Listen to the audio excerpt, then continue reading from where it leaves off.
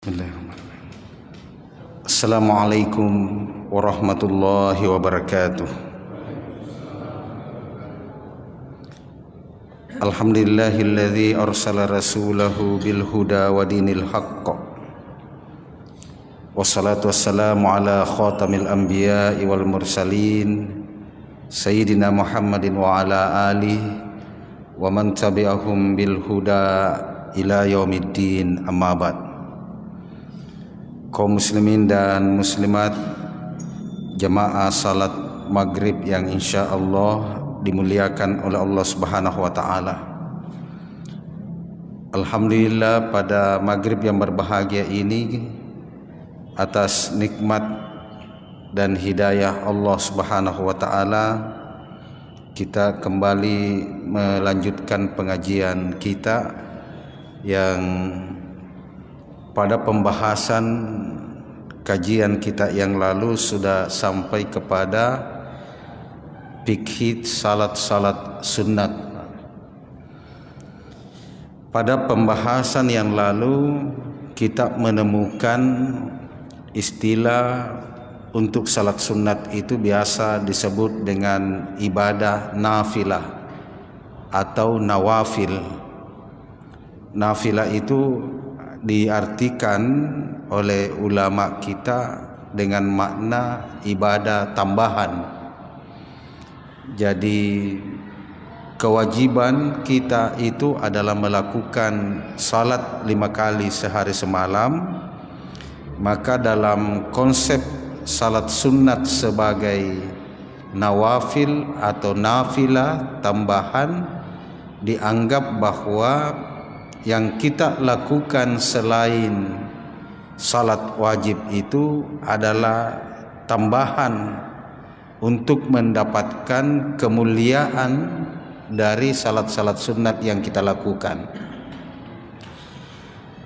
Karena dia bersifat tambahan, maka kemudian muncullah pandangan di kalangan umat Islam bahwa salat sunat itu adalah dari kita saja, tidak menjadi beban. Tetapi rupanya di dalam kajian ulama-ulama sufi misalnya ditemukan salat-salat sunnat dan ibadah-ibadah sunnat itu tidak disebut tambahan, Pak. Jadi bukan disebut tambahan, tetapi ulama sufi menyebut dengan ijbar atau tatawu, sunnah tatawu. Sunnah tatawu itu artinya pelengkap. Jadi beda dengan tambahan, Pak. Kalau yang lalu satu konsep salat sunnat itu tambahan ketaatan, Pak. Kalau pada sore hari ini kita membahas pandangan ulama-ulama yang mengatakan bahwa salat sunnat itu menutupi kekurangan yang kita lakukan pada salat wajib. Jadi mereka pada kelompok ulama yang kedua ini itu tidak berani menyebut salat sunnat itu tambahan, karena menganggap bahwa salat yang wajib dilakukan itu tidak mungkin bisa sempurna. Maka apa yang dia lakukan dalam ibadah-ibadah sunnat itu menutupi kekurangan dari kewajibannya. Makanya mereka itu mengatakan tidak mungkin bisa sempurna kewajiban. Maka karena tidak mungkin bisa sempurna, maka Allah memerintahkan melalui media ibadah-ibadah sunnat itu untuk menyempurnakan, menempel-nempel kekurangan yang ada pada kewajiban. Itulah sampai muncul dalam semua ibadah mahdah selalu ada sunnahnya. Contoh salat. Ibadah salat itu wajibnya adalah 5 kali sehari semalam. Tetapi Allah juga memerintahkan kepada Rasul melaksanakan salat-salat sunat. Puasa yang wajib secara normal bagi kita umat Islam itu adalah puasa Ramadan. Untuk menutupi kekurangan di puasa Ramadan, maka Allah memerintahkan ada namanya puasa-puasa sunat. Zakat itu ada ukuran-ukuran tertentu kan. Misalnya yang ukuran yang paling umum ditahu adalah 2,5% dikeluarkan. Tapi itu mengandung kemungkinan waktu kita mengeluarkan itu ada ketidaksempurnaan. Misalnya jumlahnya 2,5% bisa ditaati, tetapi tidak menutup kemungkinan ada kekurangan dalam hal niat, kesucian dan kemurnian niat. Misalnya sudah menggerutu, mengeluarkan juga tapi menggerutu, ataukah memberikan kepada orang lain tapi ada perasaan yang lain waktu mengeluarkan, Pak. Maka itu menjadi ibadah wajib kita itu tidak sempurna. Maka kalau zakat kita tidak sempurna, maka ada sunnah-sunnahnya. Sunnah-sunnahnya itu adalah dalam bentuk sedekah. Ibadah haji itu kewajiban kita satu kali seumur hidup kan, bagi yang mampu. Tetapi memungkinkan kita tidak melakukan ibadah haji itu secara sempurna. Maka ada ibadah yang seperti haji yang hukumnya sunat, yaitu ibadah umroh. Jadi selalu ada media yang Allah buat untuk menempel kekurangan pada ibadah-ibadah wajib. Itulah sampai dalam kelompok ulama yang kedua ini itu berkesimpulan bahwa ibadah-ibadah sunat yang kita lakukan itu menempel kebocorannya kewajiban, Pak. Makanya tidak boleh dipandang enteng itu salat-salat sunat, tidak boleh dipandang enteng sedekah. Dia bilang kan sudah berzakat. Zakat itu ibaratnya salat 5 waktu kewajiban, Pak. Tapi nanti ada sedekah-sedekah yang bisa menutupi kewajiban. Ini dalam makna yang kedua. Kalau makna minggu lalu, pekan lalu kita membahas ibadah sunnah itu tambahan ketaatan, Pak, untuk meningkatkan ketaatan. Nah, apa dasarnya? Dasarnya itu salah satu hadis riwayat Abu Daud. Itu di Sunan Abu Daud itu nomor hadisnya 864. Itu disebutkan begini: Inna awwala ma yuhasabun nasu bihi yaumal qiyamah. Inna awwala, sesungguhnya yang paling pertama, ma yuhasabun nasu bihi, yang akan dihisab, yang akan dihitung nanti. Hisab itu makanya salah satu nama hari akhirat itu disebut dengan yaumul hisab. Yaumul hisab itu artinya hari perhitungan. Salah satunya di hadis ini, inna awwala ma yuhasabun nasu bihi, sesungguhnya yang pertama nanti dihisab, dihitung yaumal qiyamah, di hari kiamat nanti, min a'malihim, dari seluruh amal-amalnya, Pak. Jadi kita punya banyak ladang-ladang pahala, tetapi Rasulullah menyebut inna awwala ma yuhasabu nasu bihi yaumal qiyamah, nanti yang pertama dihitung di hari kemudian, min a'malihim, dari seluruh amal-amal umat manusia. Jadi kita punya sedekah, kita punya zakat, kita ada berhaji, kita membantu orang, kita mengeluarkan memelihara fakir miskin, anak yatim, banyak kebaikan-kebaikan kita. Tapi kebaikan itu belum dihitung, nanti dihitung setelah nanti hitungannya sudah dihitung tentang yang pertama ini. Maka yang mana itu, kata Rasulullah, min amalihim, dari seluruh pekerjaan kita, as-shalah, yaitu salat, Pak. Jadi salat ini yang dimaksud, ulama menegaskan yang mana yang paling pertama di situ, karena ini hadisnya memakai alif lam, as-shalah, maka itu menunjuk pada satu jenis, Pak. Itu kalau dalam bahasa Arab ada alif lamnya, itu menunjuk satu jenis saja, Pak. Kalau tidak ada alif lamnya umum, makanya di doa iftitah itu tidak pakai alif lam as-shalahnya, Pak. Maka kalau membaca doa iftitah tidak boleh membaca dengan bacaan innas sholati, tidak dibaca begitu, karena kalau innas sholati bermakna salatku ini ji yang saya sembahkan. Jadi kalau dia salat duhur, dia baca innas sholati, salat duhur ji ya Allah. Salat asar belum tentu. Maka bacaannya yang betul itu tidak pakai alif lam as-shalah, maka dibaca inna sholati. Tidak masuk ke sa-nya. Kalau ada alif lamnya as-shalah maka dibaca innas sholati. Tapi ini tidak ada alif lamnya, maka dibaca inna sholati. Tidak masuk, Pak. Tidak dimasukkan, dibaca innas sholati.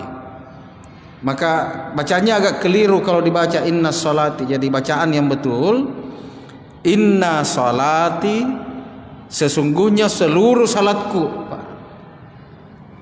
Tidak dibatasi salat apa saja, Pak. Tapi kalau kita membaca innas sholati, berarti salat itu yang dilakukan. Kan nanti terakhirnya ini inna sholati wa nusuki wa mahyaya, sesungguhnya seluruh salatku ya Allah, wa nusuki, ibadah-ibadahku, wa mahyaya, hidupku, wa mamati, dan matiku, lillahi rabbil alamin, saya persembahkan seluruhnya kepada Allah Rabbul Alamin. Kalau dibaca inna sholati, tapi kalau dibaca inna sholati berarti itu di salat, Pak. Kalau dia salat asar jadi dipersembahkan. Kalau salat isya jadi dipersembahkan. Tapi kan ini seluruhnya, maka tidak boleh pakai alif lam dalam kaidah membaca bahasa Arab. Jadi inna sholati wa nusuki. Nah, di hadis ini disebutkan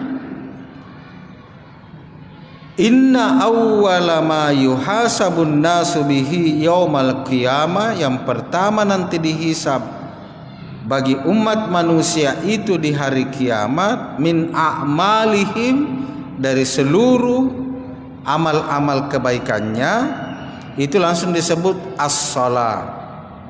As-shalah pakai alif lam, berarti ulama hadis menyebut yang dimaksud di situ as-shalah adalah salat wajib, Pak. Jadi nanti yang pertama nanti diperiksa di hari kiamat itu adalah salat-salat wajib kita, Pak. Salat wajib dulu.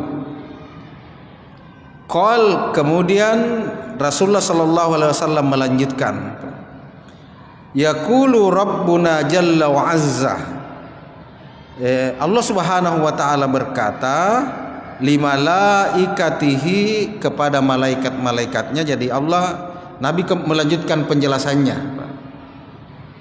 Allah subhanahu wa ta'ala berkata kepada malaikatnya, wa huwa a'lamu, padahal sebenarnya Allah tahu ji, Allah maha mengetahui, Pak. Tapi memerintahkan bertanya kepada malaikat.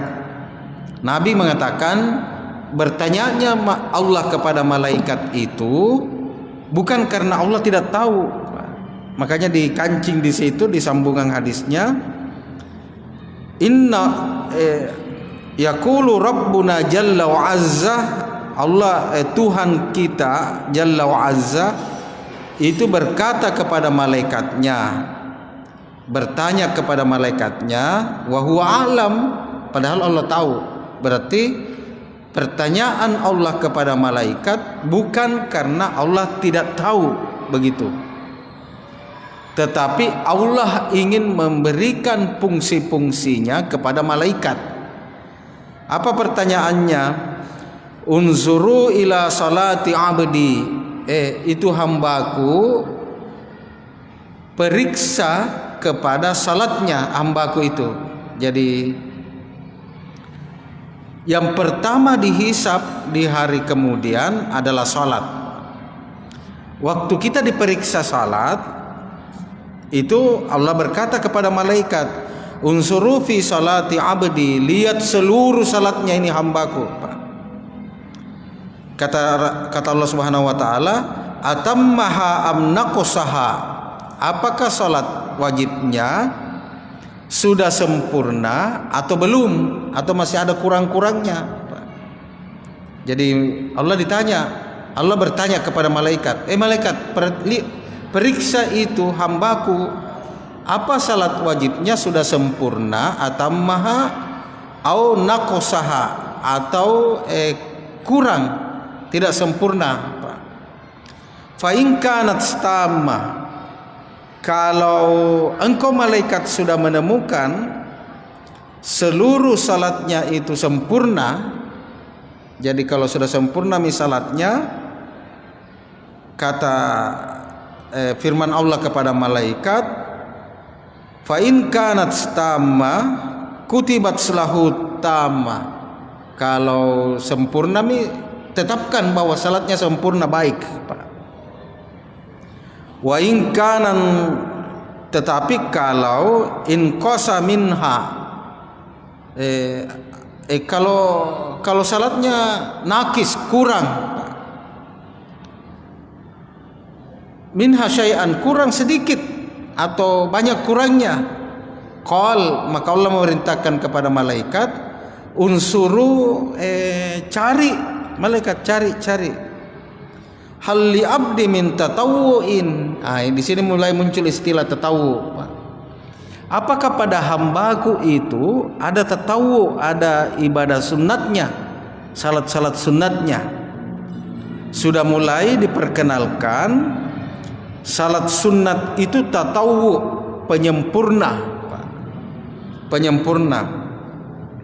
Hal li abdi min tatawu'in fa in kana lahu tatawu'un, kalau pada hambaku itu banyak di salat-salat sunnatnya, qal atimmu li abdi faridatahu, maka ambilkan salat-salat sunnatnya itu untuk menyempurnakan kekurangan yang ada pada salat wajibnya.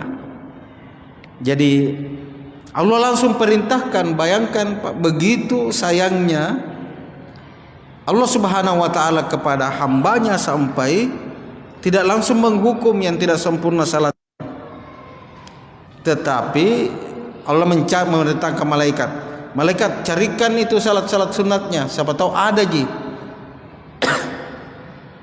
Kalau ada, fa in kana lahu tatawu'un qal atimmu li 'abdi faridatahu min tatawu'i, ambilkan itu pahala salat sunnatnya untuk menempel-nempel bocor-bocor di salat wajibnya. Bapak-bapak dan ibu-ibu jamaah maghrib, bisa dibayangkan Pak, kalau tidak ada salat sunnat tak? Nah ini kita punya salat wajib, tidak ada yang bisa menjamin 100% sempurna kan? Atau ada yang bisa menjamin Pak, bilang saya kalau salat full 100% nilainya? Tidak ada. Karena itulah kita membutuhkan yang disebut dengan salat sunat. Saya bisa membayangkan orang-orang yang hanya bangga dengan salat wajibnya Pak.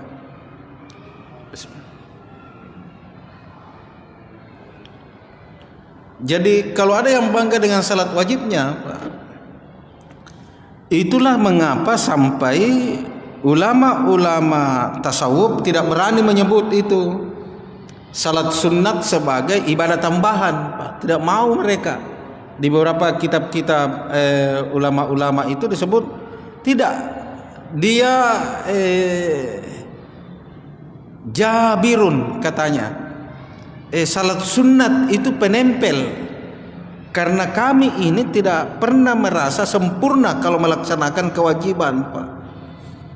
Makanya motivasinya ulama pada kelompok yang kedua ini itu tinggi sekali untuk melakukan ibadah-ibadah sunat, Pak. Kenapa? Karena merasa ibadah wajibnya pasti ada kekurangannya, Pak. Salat kita pasti ada kekurangan. Itu Pak, Bapak dan Ibu-ibu, kalau kita mau selesai puasa, selesai salat, itu apa yang doanya, wiridnya yang pertama? Itu istighfar toh. Jadi assalamualaikum warahmatullahi wabarakatuh. Langsung kita diperintahkan urutan wiridnya kan astagfirullahaladzim alladzi la ilaha astagfirullah. Kalau kita mau selesai buka puasa, mau buka, doanya puasa kan istighfar buka puasa. Nastaghfirullahaladzim apa? Apa lagi?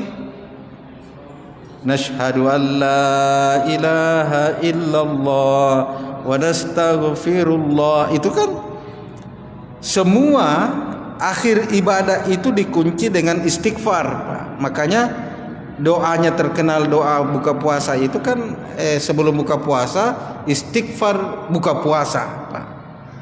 Kita selesai sholat istighfar, kita selesai berhaji dianjurkan memohon ampunan kepada Allah. Jadi bukan alhamdulillah dulu. Kenapa? Karena itu pengaruh pandangan ulama-ulama sufi terhadap ibadah yang kita lakukan. Kenapa mesti istighfar? Nah, bukan kesalahan dilakukan, Pak. Karena ada kesadaran bahwa salat yang baru saja kita lakukan itu kemungkinan tidak sempurna, Pak. Makanya selalu ada ketidakpuasan selesai melaksanakan kewajiban. Assalamualaikum warahmatullahi wabarakatuh. Astagfirullahaladzim. Sudah makin menahan lapar, haus, 12 jam lamanya, di akhir puasa itu kita beristighfar banyak-banyak, kan? Itu artinya mengandung kemungkinan kita tidak sempurna dalam melakukan kewajiban itu. Maka kita memohon maaf kepada Allah, Pak. Ya Allah, ampuni kasihan. Tadi itu 3 rakaat maghrib, setengah rakaat jiku ingat ki. Selebihnya tidak kuingat ki. Jadi setengah rakaat ya Allah. Tadi itu ya Allah duhur 4 rakaat, 1 rakaat ji membaca dengan baik. Maka untuk menutupi itu kita diperintahkan salah satu pintunya itu sunnah, ibadah sunnat. Jadi Bapak dan Ibu-ibu, ini sekali lagi ibadah sunnat ini tidak boleh diremehkan, karena itu mungkin yang membuat ulama-ulama sufi, Pak, tekun sekali dalam ibadah-ibadah sunnatnya, Pak. Karena selalu muncul kekhawatiran tidak diterima ibadahnya yang tadi. Ada kekhawatiran, ya Allah, siapa tahu engkau lebih banyak kurangnya daripada sempurnanya. Maka waktu dia melakukan ibadah sunnat itu kuat sekali motivasinya, Pak. Sekarang mengapa umat Islam ini malas-malas melakukan motivasi, malas-malas bersemangat, kurang bersemangat melakukan ibadah-ibadah sunat, Pak. Padahal banyak bertebaran toh. Di salat yang lalu kita membahas salah satu sunat adalah sunat rawatib qabliyah dan ba'diyah. Masuk di masjid sunat tahiyatul masjid, dan ini hanya bisa dilakukan oleh orang yang duluan masuk ke masjid, Pak. Duluan masuk ke masjid. Kalau Sudah pi azan baru ganti pakaian masuk ke masjid, jelas tidak dapat. Susah dapat tahiyatul masjid, susah dapat sunnah rawatib. Kayak tong percaya diri bahwa sebentar itu sempurna salatku, begitu kira-kira. Jadi kalau kita selalu merasa tidak percaya diri bahwa sempurna, kejar memang masuk datang di masjid lebih duluan, sempurnakan tahiyatul masjid, salat sunnah wudu, setelah itu azan orang. Azan sunnah rawatib qabliyah. Sunnah rawatib qabliyah karena dikasih waktu yang agak panjang, sudah 2 rakaat, ambil lagi sunnah mutlak, salat 2 rakaat mutlak, Pak. Berarti bisa 4 rakaat. Nah, nanti di salat kita kalau misalnya ada yang bolong-bolong begitu tidak sempurna, maka nanti ibadah pahala salat-salat sunnah ini itu datang menutupi salat-salat wajib kita yang tidak sempurna, Pak. Itulah yang dimaksud oleh dialog Allah dengan malaikat. Sampai kata Allah kepada malaikat, atimmu li abdi faridatahu, malaikat tutupi itu kekurangannya pada salat-salat wajibnya. Setelah engkau malaikat mendapatkan pahala salat sunatnya, ambil itu pahala salat sunatnya, tutupi bocor-bocornya, Pak. Sayang kalau tidak ada salat sunat, Pak. Sama kalau di rumah bocor-bocor terus tidak ada penutupnya, maka dibiarkan saja seperti itulah. Maka itulah kemudian yang merubah bapak-bapak dan ibu-ibu pandangan kita tentang ibadah sunat, Pak. Kalau minggu lalu masih pandangan fikih kan. Kalau pandangan fikih masih bisa malas-malas, kan tambahan sudah wajib, sudah selesai kewajiban, kan begitu penjelasan kita yang lalu. Kalau sudah makid duhur, sudah selesai kewajiban, sudah tadi salam maghrib selesai kewajiban. Soal sunat kalau mau berarti menambah kebaikan. Ulama sufi tidak, Pak. Tidak berani bilang menambah kebaikan, tapi penyempurna dari kewajiban yang dilakukan, Pak. Puasa Ramadan 1 bulan lamanya tidak ada kalla, Pak. Tidak ada kalla. Tapi tidak bisa mengatakan 100% sempurna puasaku, Pak. Maka kalau begitu, menurut pandangan kategori ulama yang kedua ini, puasa-puasa sunat itu menyempurnakan puasa-puasa yang wajib, Pak. Kan banyak puasa-puasa sunat bertebaran, apalagi bulan Rajab ini kita dianjurkan memperbanyak puasa-puasa sunat kan. Bulan Rajab, awal bulan Sya'ban, setelah nisfu Sya'ban, puasa-puasa yang tidak rutin dianjurkan untuk mempersiapkan diri menghadapi bulan suci Ramadan, Pak.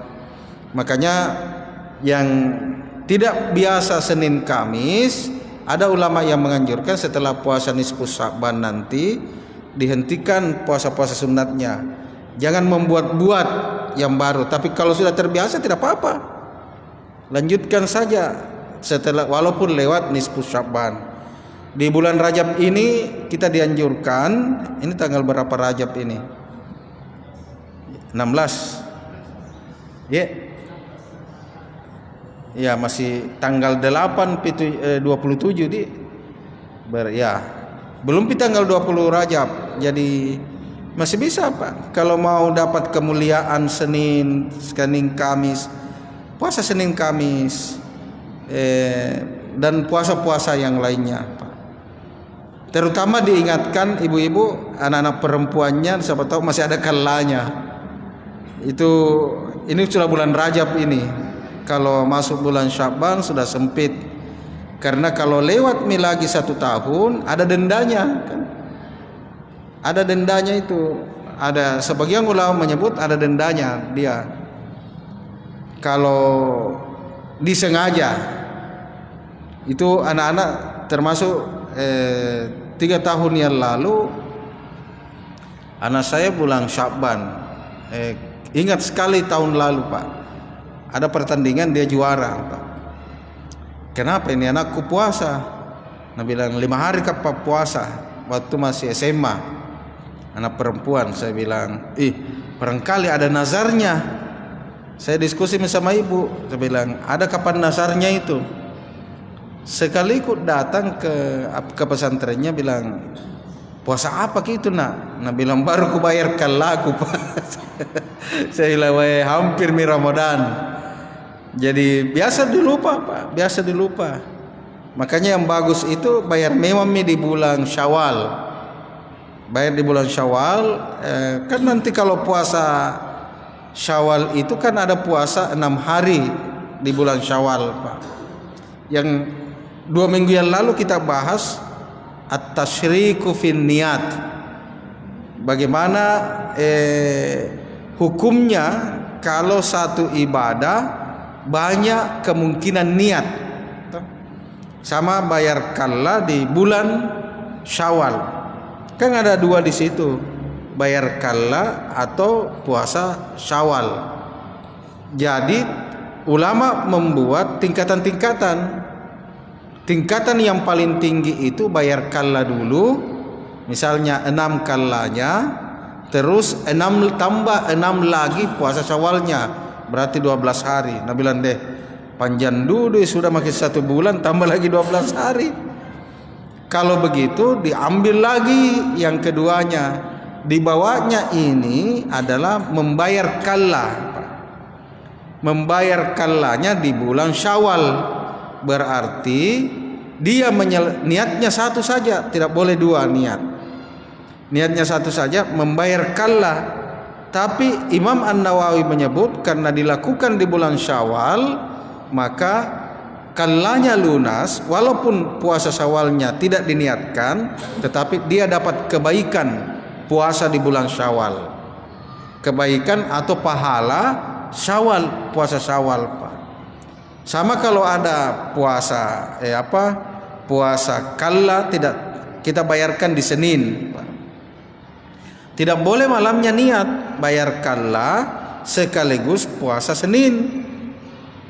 Tetapi kita cukup 1 yang mana paling tinggi hukumnya, bayar qalla. Berarti cukup berniat bayar qalla.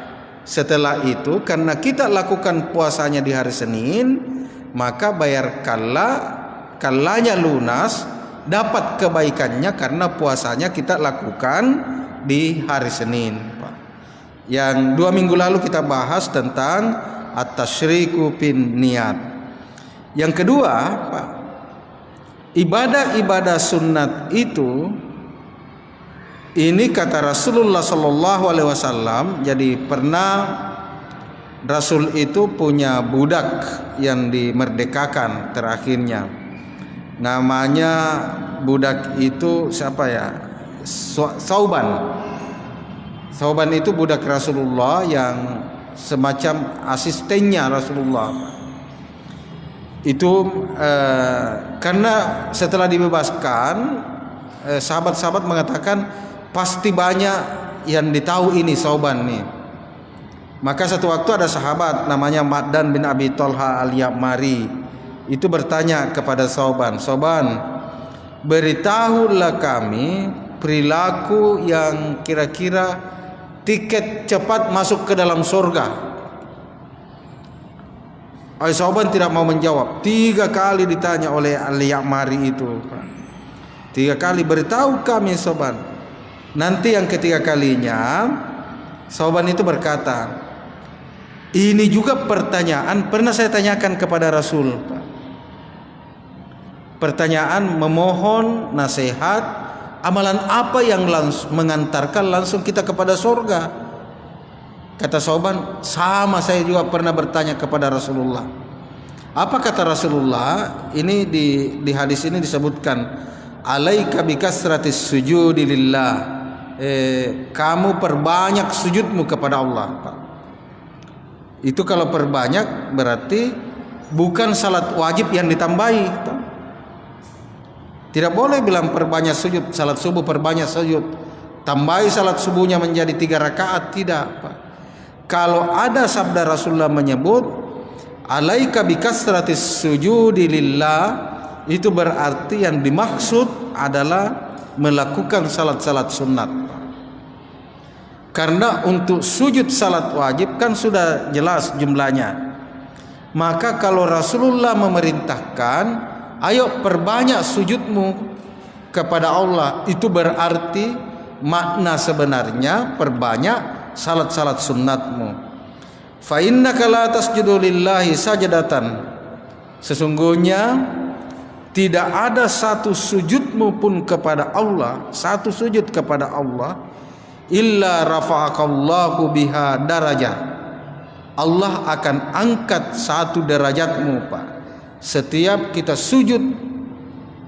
Jadi sujud itu menghinakan diri di hadapan Allah, tapi nilainya kita diangkat derajatnya, Pak. Jadi kalau mau kemuliaan di dunia, resepnya perbanyak sujud, Pak. Perbanyak sujud. Karena sujud itu di hadis ini rafa'akallahu biha darajah, Allah akan angkat satu derajat lagi, kasih naik, Pak. Kalau kita menurunkan kesombongan kita di hadapan Allah dengan sujud, Allah angkat lagi derajatnya. Wa hatta anka biha min biha khati'ati, dan Allah waktu mengangkat derajatmu itu dihapus lagi satu kesalahan. Jadi resepnya bersih-bersih di mana, Pak? Ya perbanyak di sujud. Bersih-bersih, diampuni dosa, kemudian diangkat derajatnya. Jadi inilah sampai ulama-ulama sufi itu tidak mau, Pak, menghitung-hitung, Pak. Bilang itu tambahan ibadah. Tidak. Kalau banyak sujud, banyak salat-salat sunatnya, itu kelihatannya jika kita merendahkan diri, tapi pada prinsipnya pada saat kita menjatuhkan kepala kita di lantai, Pak, itu waktunya dua, Pak. Satu, rafa'akallah, Allah angkat derajatmu. Saya angkat derajatnya ini karena dia sujud. Kalau sudah diangkat lagi, dihapus lagi kesalahannya, dihilangkan lagi kesalahannya. Kalau begitu, Pak, resepnya ketenangan ini disujud, Pak. Ibu-ibu disujud. Tidak ada masalah yang berat kalau di sujud kita selesaikan. Karena semua saya perhatikan di hadis-hadis itu, semuanya diselesaikan di sujud, Pak. Kemuliaan di dunia di sujud selesainya, Pak. Kemuliaan di akhirat di sujud letaknya. Maka kalau begitu saya sungguh heran kalau ada orang yang hemat sekali di sujudnya, Pak. Banyaknya waktu dikasih sama panitia. Bayangkan, Pak, berapa menit? 15 menit. 15 menit, Pak. Nah, tunggui di luar. Saya bilang, ini mungkin karena tidak paham, dia kira tambahan gitu, mau tak mau tambah atau tidak. Dia kira lolos itu kan begitu. Ada penjaga pintu, kalau bayar 5.000 sudah lolos, Pak. Dia bilang lolos maki, padahal dalam konsep yang kedua ini tidak. 5.000 itu belum tentu engkau lolos kalau 5.000 kewajiban. Tetapi nanti 5.000 itu tidak sempurna karena mungkin ada niat mulai lain. Maka nanti bisa lolos dari kewajiban itu kalau ada salat-salat sunatnya, Pak. Nah, ini kalau diperdengarkan ke orang-orang yang malas salat sunat, Pak, bahwa salat sunat itu tahu pelengkap penempel dari kekurangan dari salat-salat wajib kita. Itu tidak ada yang berani, Pak, meninggalkan salat sunatnya. Karena dianggap berbahaya, bisa-bisa salat wajib tidak dihitung karena tidak sempurna, dan menjadikan dia dihitung itu di salat-salat sunat. Dan di hadis yang tadi, pada riwayat yang lain dijelaskan, kalau salatnya tidak beres, jangan diperiksa amal-amal yang lain, Pak. Bayangkan, tidak ada gunanya amal-amal yang lain kalau salatnya tidak beres. Makanya pekan yang lalu kita menyebut salat itu miftah, kunci dari seluruh menikmati kebaikan-kebaikan kita. Yang ketiga, itu kalau kita perbanyak sujud, perbanyak salat sunat, itu di hadis innallaha qala man adali waliyan faqad azantuhu bil harbi. Siapa yang memerangi kekasihku, maka aku juga akan memeranginya. Wa ma taqarraba ilayya abdi. Siapa yang mendekat hambaku kepada saya bisyai'in ahabba ila mimma aftaradtu alai, dengan dibuktikan dia melakukan lebih dari apa yang saya sudah wajibkan, Pak. Berarti sunat, kuncinya di situ. Ahabba ilayya mimma aftaradtu alaihi, lebih dari apa yang sudah kutetapkan. Wa ma yazalu abdi yataqarrabu ilayya bin nawafil. Kemudian hambaku itu banyak melakukan ibadah sunnah hatta uhibba, sampai saya menyenanginya, Pak. Fa iza ahbabtuhu kuntu sam'ahul lazi yasma'u bihi, maka saya akan menjamin pendengarannya. Wa basarahul lazi yubsiruhu, saya pelihara penglihatannya. Wa yadahul ladzi yabtusu bima biha, dan tangannya saya jagai.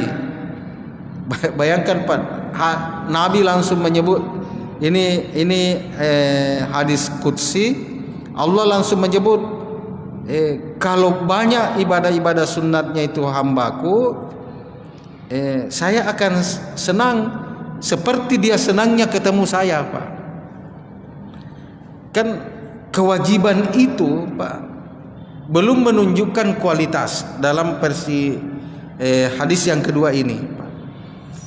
Nanti kita senang itu, Pak. Bapak-bapak begini, kalau kita beli air, kita di toko, Deng, berapa itu? 5.000. Kita minum, setelah minum bayar 5.000. Selesai itu.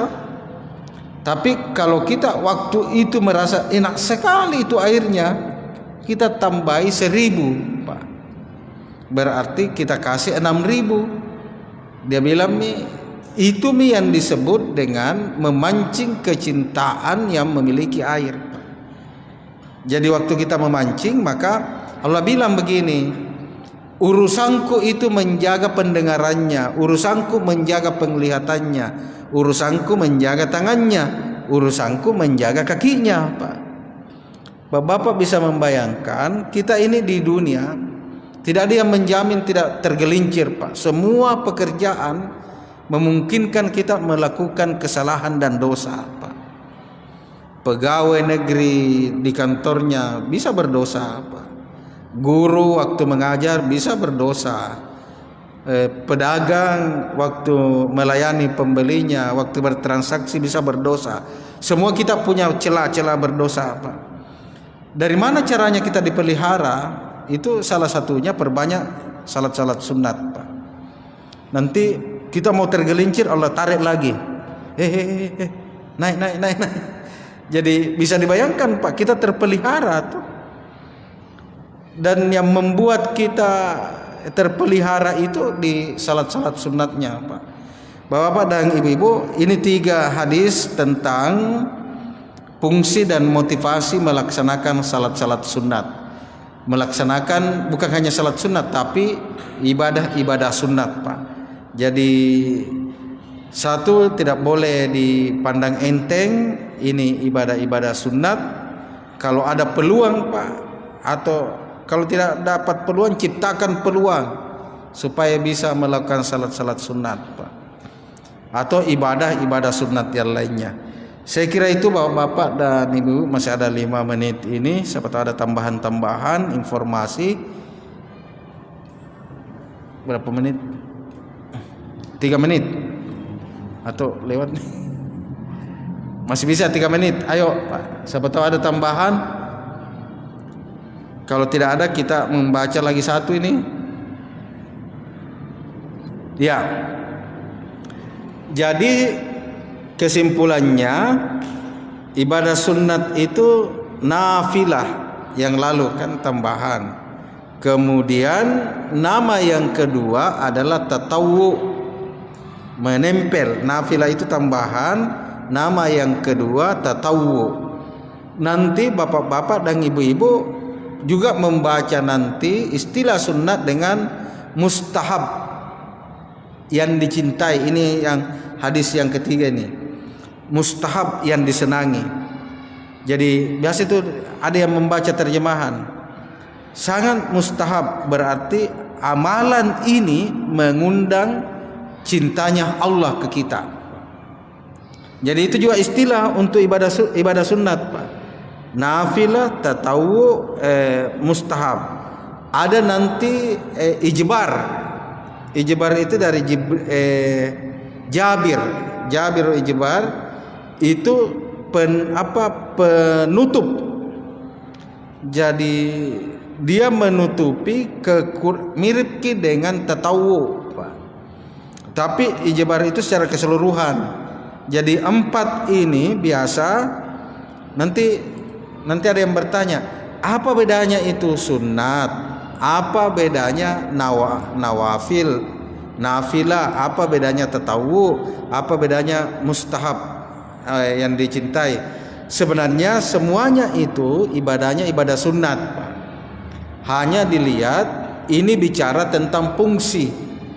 Satu disebut nafilah karena ibadah sunnah itu menambah kebaikan dari kewajiban yang harus kita laksanakan.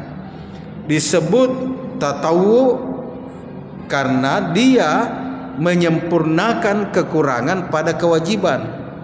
Disebut dengan mustahab itu karena dia ibadah itu memancing kecintaan Allah ke kita.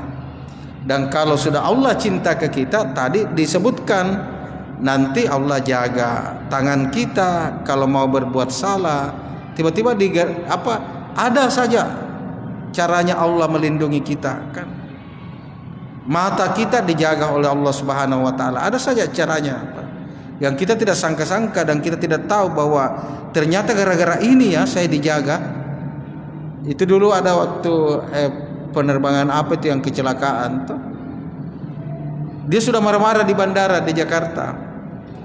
Dia bilang kenapa tidak cepat sekali di anu.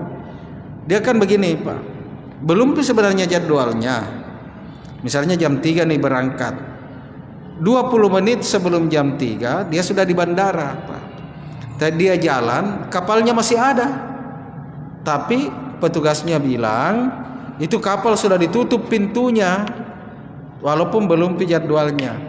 Maka kapal itu terbang. Dia marah-marah di bandara, Pak. Begitu 25 menit dapat informasi kapal yang baru terbang itu kecelakaan, Pak. Baru sujud syukur di situ saya bilang. Untungnya tuh kan banyak kejadian-kejadian begitu. Nah, itu berarti salah satu cara Allah memelihara yang kita tidak tahu. Kita tidak tahu bagaimana cara Allah memelihara kita. Tetapi seluruhnya bisa kita peroleh dengan cara mustahab itu. Amalan-amalan yang memancing kecintaan Allah kita lakukan. Salah satunya adalah dengan memperbanyak amalan-amalan sunat. Saya kira demikian Bapak-bapak dan Ibu-ibu. Mudah-mudahan pengajian ini silakan.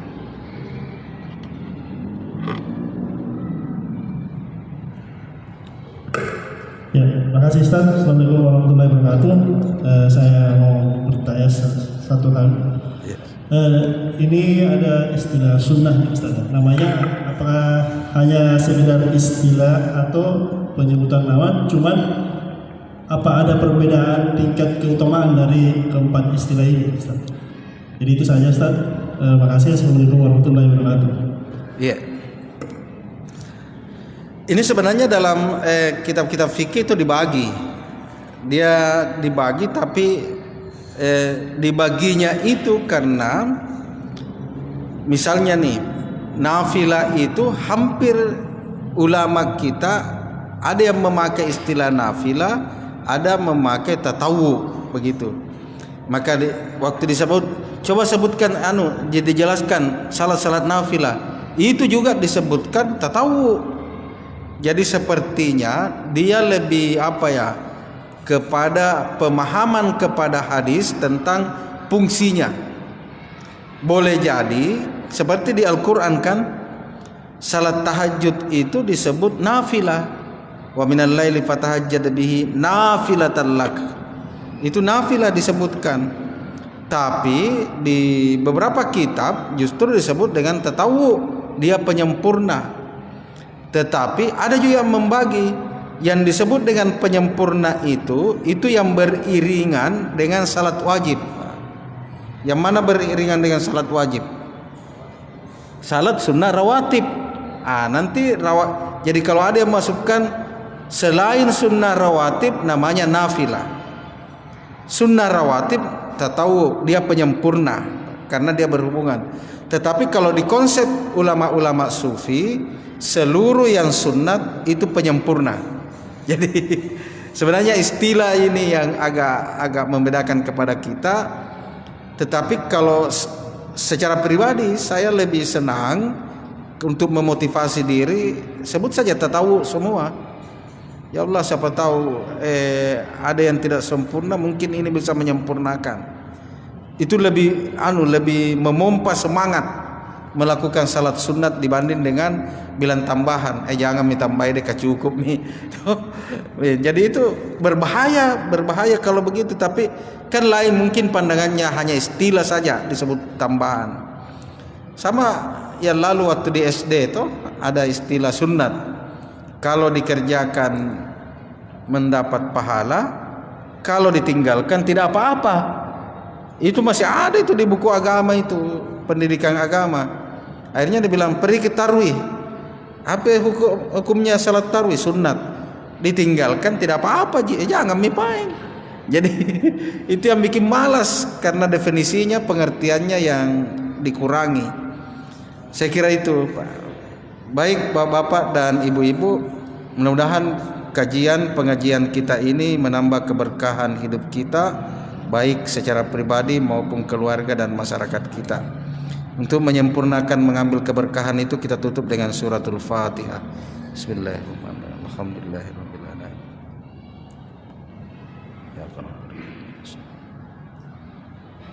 Amin. Hadanallahu wa iyyakum. Wassalamualaikum warahmatullahi wabarakatuh.